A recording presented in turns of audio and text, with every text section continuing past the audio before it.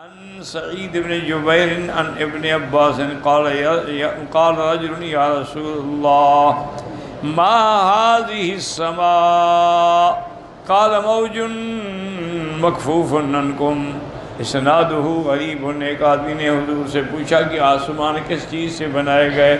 اللہ نے فرمایا اللہ نے یہ چیز اپنے علم میں رکھی ہے، تم نہیں اس کو نہ سمجھ سکتے ہو نہ جان۔ ایک بات یاد رکھیں کہ قرآن پاک کو جب آپ پڑھیں گے انشاءاللہ، اللہ نصیب کرے ہم سب کو، اور پورا تدبر کریں نا جی، تو اللہ نے اپنی دلائل قدرت کے جہاں بیان کیے ہیں وہ زیادہ سے زیادہ آسمانوں اور زمینوں کا ذکر ہے۔ حالانکہ باقی بھی تو ہر چیز اللہ کی قدرت کا کمال ہے۔ ایک چھوٹی سی گٹھلی سے درخت پیدا ہو جائے، یہ کمال قدرت ہے۔ اور پھر ہر درخت جو ہے اس کا قد بھی الگ، پتے بھی الگ، رنگ بھی الگ، پھل بھی الگ۔ اس سے بڑی قدرت کا کمال کیا ہو سکتا ہے؟ ایک زمین ہے، ایک پر درخت ہے، یہاں نیم کا کڑوا درخت ہے اور یہاں آم کا میٹھا درخت ہے۔ زمین تو وہی ہے، اسی سے وہ پانی لے رہا ہے، اسی سے وہ پانی لے رہا ہے۔ تو اس لیے وجہ اس کی علماء نے یہ لکھی ہے کہ آدمی کا زیادہ تر چونکہ چلنا پھرنا زمین پہ ہوتا ہے اور نظر اٹھائے تو آسمانوں پہ پڑتی ہے، اس لیے اللہ نے ان کا ذکر زیادہ دلائل سے کیا کہ جب بھی وہ دیکھے گا زمین پہ، پاؤں نیچے کرے اور کہو اتنی بڑی زمین کس نے بچھائی؟ ہم تو ایک کنال کا اگر گھر لینا چاہیں تو لاکھوں روپے لگتے ہیں۔ اللہ کا کمال دیکھیں نا، کتنی زمین بچھا دی ہے اور اس کا کوئی پیسہ بھی نہیں لیا، مفت عطا فرما دی۔ اللہ زمین کو لوہے کی بنا دیتے تم اوپر رہ بھی نہ سکتے، کاشت بھی نہ کر سکتے، نرم بنا دیتے تم دھنس جاتے زمین میں۔ یہ اس کا کمال قدرت دیکھیں۔ پھر بھی آدمی خدا کو نہ مانے اور غیروں کو سجدہ کرے تو پھر بدقسمتی کی انتہا۔ اتنے دلائل کے باوجود کوئی نعوذ باللہ اللہ کو چھوڑ کے کسی کی عبادت کرے، اس سے بڑا گمراہ کوئی نہیں۔ اسی لیے قرآن خود کہتے ہیں کہ وَمَنْ أَضَلُّ مِمَّنْ يَدْعُو مِن دُونِ اللَّهِ، اس سے بڑا گمراہ کون ہے جو مجھے چھوڑ کے غیروں کو پکارتا ہے؟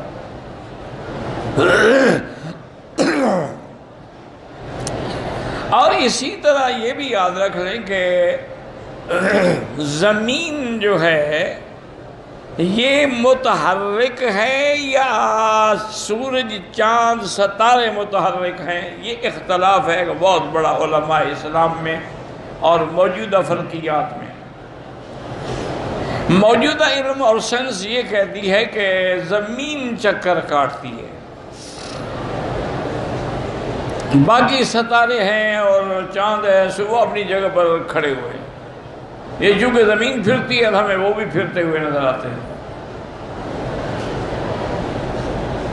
اب ان سے آج تک یہ مسئلہ حل نہیں ہو سکا۔ یہ تو کہہ دیا نا کہ زمین پھرتی ہے، بھئی یوں پھرتی ہے، یوں پھرتی ہے، کیسے پھرتی ہے؟ اچھا، اور اگر جب پھرتی ہے جو چیزیں اس کے اوپر ہیں وہ نیچے چلی جاتی ہیں، نیچے والی پھر اوپر آ جاتی ہیں، کوئی وجہ بھی تو بتلائیں۔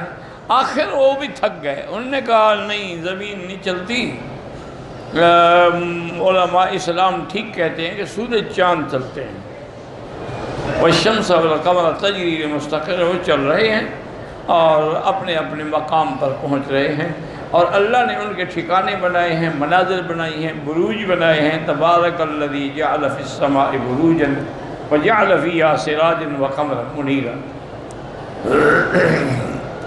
اچھا، اب اور ایک اور ان کا اصل بات وہی ہے نا، جب قرآن کو نہ مانو پھر عقل لڑاتے رہو گے نا، کبھی عقل کچھ کہے گا کبھی کچھ کہے گا۔ انہوں نے کہا جی کہ سورج چاند ستارے بھی حرکت کرتے ہیں اور زمین بھی حرکت کرتے، دونوں حرکت کرتے۔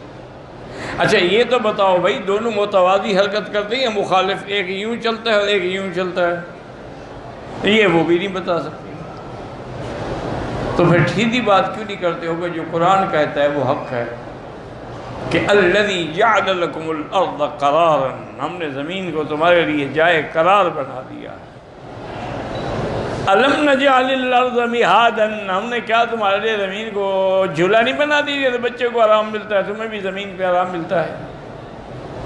اسی طرح اللہ نے فرمایا کہ چاند ستارے جو ہیں کل فی فلک یسبحون، وہ سارے تیر رہے ہیں اور چل رہے ہیں اللہ کے حکم سے۔ اور یاد رکھیں بعض علماء کہتے ہیں فلک اور آسمان ایک چیز ہے۔ کہیں آتا ہے نا لفظ السماوات والارض، اور کہیں لفظ آتا ہے فلک، تو بعض علماء کہتے ہیں کہ یہ دونوں ایک ہے، بس نام کبھی یہ فرما دیا کبھی، بعض کہتے ہیں نہیں، آسمان الگ ہیں، ان کے نیچے ہیں، فلک جو ہے وہ نیچے ہے، کیونکہ آسمانوں میں تو کوئی جا نہیں سکتا، پھر یہ چاند پہ کیسے پہنچ گئے؟ اس لیے کہ وہ نیچے ہے آسمانوں سے۔ اور زمین سے سب سے زیادہ قریب ترین کرہ جو ہے وہ چاند ہے، باقی سب دور ہے۔ کافر یا کوئی بندہ اللہ کے حکم کے بغیر آسمانوں میں نہیں جا سکتا۔ لا تفتح لهم ابواب السماء، ان کے لیے آسمانوں کے دروازے نہیں کھلتے۔ یہ نہیں کہ چاند میں بھی نہیں جا سکتا، چاند میں تو جا سکتا ہے، اب تو ساری دنیا نے اپنی آنکھوں سے بھی دیکھ لیا ہے بہرحال، تو آسمانوں کے اندر داخل ہو بغیر اذن کے نہیں داخل ہو سکتا، کیونکہ افضل المخلوقات میرے آقا حضرت محمد مصطفیٰ ہیں، ان کے لیے بھی اذن مانگا گیا کہ جب وہ آسمان پہ معراج کی رات تشریف لے گئے تو ان نے پوچھا کون؟ تو نے کہا جبریل، کون نے کہا من معاکا، کون تمہارے ساتھ ہے؟ انہوں نے کہا محمد الرسول اللہ۔ انہوں نے کہا حل بعثا، ان کو بلایا گیا ہے؟ انہوں نے کہا ہاں، تو تب دروازہ کھلا۔ تو اللہ کے حکم کے بغیر تو نبی پاک کے لیے دروازہ نہیں کھلتا، تو ان کے لیے کہاں سے کھل گیا؟ تو ایک مسئلہ ہمیشہ یاد رکھیں کہ چاند باندھ یہ سب نیچے ہیں، اس سے اور جو سیارات ہیں نا، مریخ ہے، عطارد ہے، زحل ہے، مشتری ہے، وہ سب اس سے دور ہیں۔